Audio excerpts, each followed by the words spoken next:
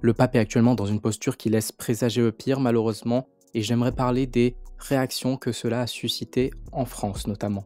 Les annonces concernant sa santé ont suscité de vives réactions ultra négatives à son encontre avec des personnes qui se considèrent comme catholiques, mais qui viennent souhaiter la mort de notre pape pour des raisons idéologiques, car il ne tolère pas ses prises de position. On pourrait se demander comment des catholiques en sont venus à souhaiter la mort d'un pape, de considérer que c'est un pape wokiste, communiste, voire même gauchiste, simplement car il respecte ce qui est dit dans la Bible. Comment en est-on arrivé à une situation où des catholiques souhaitent la mort de leur pape? Qu'a-t-il fait de mal exactement? Pour en venir sur le sujet des catholiques qui souhaitent la mort de notre pape, je dirais que ça fait plusieurs années que j'entends des critiques à son encontre, mais cette haine s'est réellement amplifiée avec un seul événement, la venue du pape à Marseille, où on a vu des témoignages mécontents des positions du pape, notamment sur le sujet de l'immigration,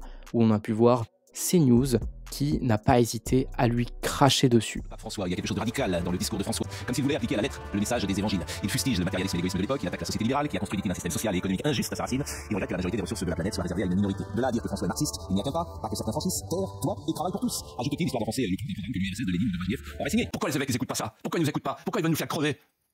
Pourquoi c'est la préférence humanitaire toujours ulcéré par cette visite papale? Il ne vient pas défendre une identité chrétienne. C'est lui qui n'est pas très charitable avec la France. C'est un pape de gauche, voire d'extrême droite. Il devrait être au parti communiste. Pourtant, ces positions, elles sont déjà connues. Il ne manque pas de les dire, et il avait déjà montré en 2016 son hostilité envers Donald Trump en disant « Nous devons construire des ponts, pas des murs », en parlant du projet de Donald Trump de bâtir un mur pour fermer l'accès aux migrants à la frontière. Donc nous avons des personnes d'extrême droite qui ont une haine envers notre pape car ils ne considèrent pas qu'il représente la chrétienté en tant que telle, car ces messages d'acceptation, d'accueil et d'amour ne sont pas chrétiennes selon eux. Et c'est vraiment dommage qu'on en arrive à ce genre de raisonnement en 2025.